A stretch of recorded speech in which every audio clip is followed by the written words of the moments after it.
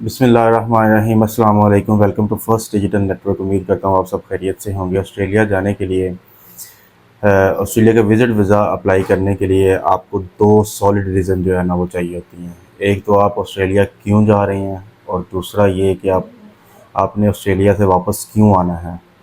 आप ऑस्ट्रेलिया किस लिए जा रहे हैं? आप फैमिली विज़िट करने के लिए, फैमिली कोई आपका फैमिली मेम्बर है या फ्रेंड है वो आपको इनवाइट कर रहा है, या आप वैसे ऑस्ट्रेलिया को एक्सप्लोर करना चाहते हैं, या आप किसी बिज़नेस पर्पस के लिए जाना चाहते हैं, या कोई भी रीज़न, या आप मेडिकल वगैरह के लिए जाना चाहते हैं।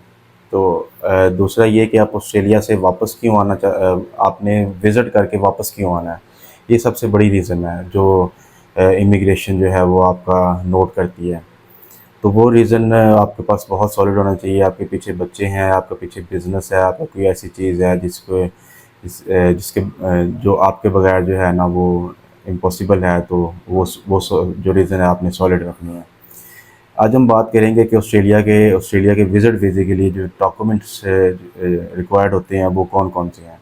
एक तो आपका फ्रेश पासपोर्ट होना चाहिए, बिल्कुल न्यू, या अगर पुराना भी है तो उसकी 6 मंथ जो है ना वैलिडिटी होनी चाहिए। उसके बाद अगर आपका कोई पुराना पासपोर्ट है जिसके अंदर कोई ट्रैवल हिस्ट्री है या वैसे एक्सपायर हो चुका है, 1 2 3 जितने भी हैं, उनकी कॉपीज़ जो है ना वो पुराने पासपोर्ट की जो है वो फ़ाइल के आपके साथ लगेगी।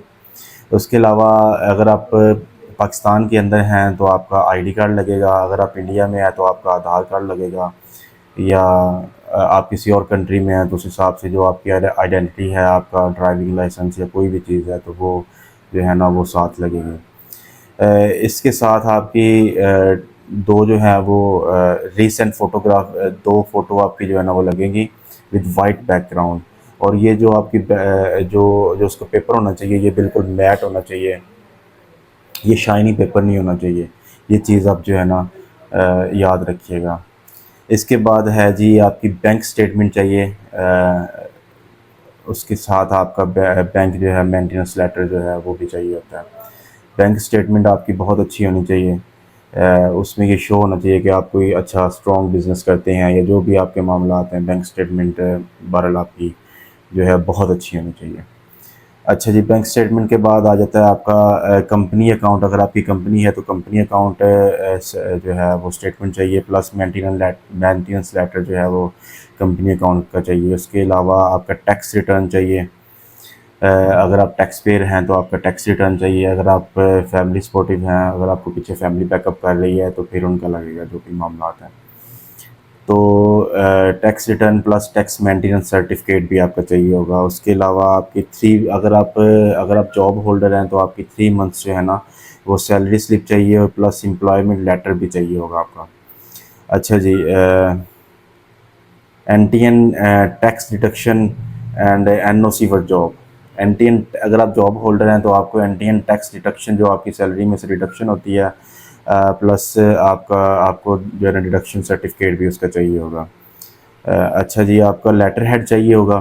ठीक है, अगर आप बिज़नेस करते हैं तब भी, अगर आप जॉब करते हैं तो जहाँ पे जॉब करते हैं उनका लेटर हेड चाहिए होगा। उसके अलावा आपकी प्रॉपर्टी डिटेल्स चाहिए। अगर आपके पास कोई भी प्रॉपर्टी है पाकिस्तान में, इंडिया में कहीं भी, तो वो आपने साथ उसको प्लज करना है, और सॉरी प्लज नहीं करना, उसकी आपने डिटेल्स जो है ना वो साथ बतानी है।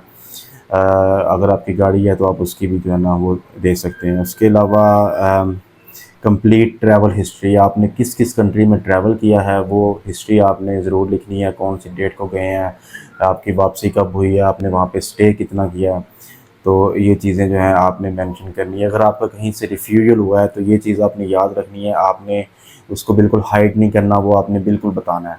क्योंकि अक्सर औक़ात क्या होता है कि लोग कनाडा या यूके के अंदर उनका कुछ इस तरह के मामलात होते हैं, लेकिन जब जब फिर वो ऑस्ट्रेलिया अप्लाई कर रहे होते हैं तो क्योंकि ये अपना डिटेल्स जो है तीनों कंट्री एक दूसरे के साथ शेयर करते हैं, तो वहाँ पे आके मामला ख़राब हो जाता है और वहाँ पे जो है वो रिफ्यूजल लग जाती है।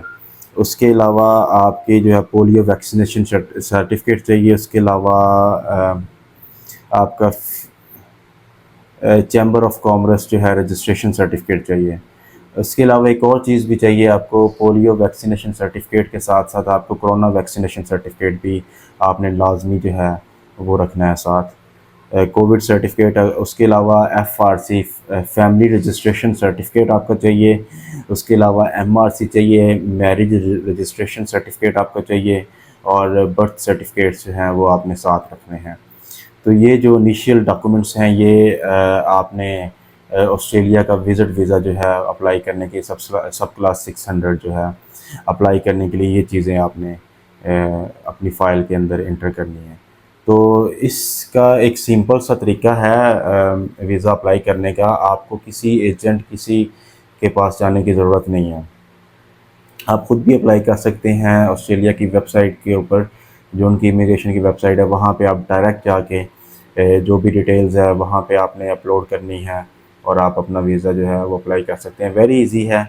उसके लिए मैं आपको अपने अगले व्लॉग में बताऊंगा डिटेल्स के साथ कि आप वो कौन सी वेबसाइट है और आपने वहाँ पे कैसे लॉगिन करना है और वहाँ पे आपने कैसे अपना अकाउंट बना के अपने सारे डॉक्यूमेंट्स और डिटेल्स वगैरह कैसे पुट करनी है।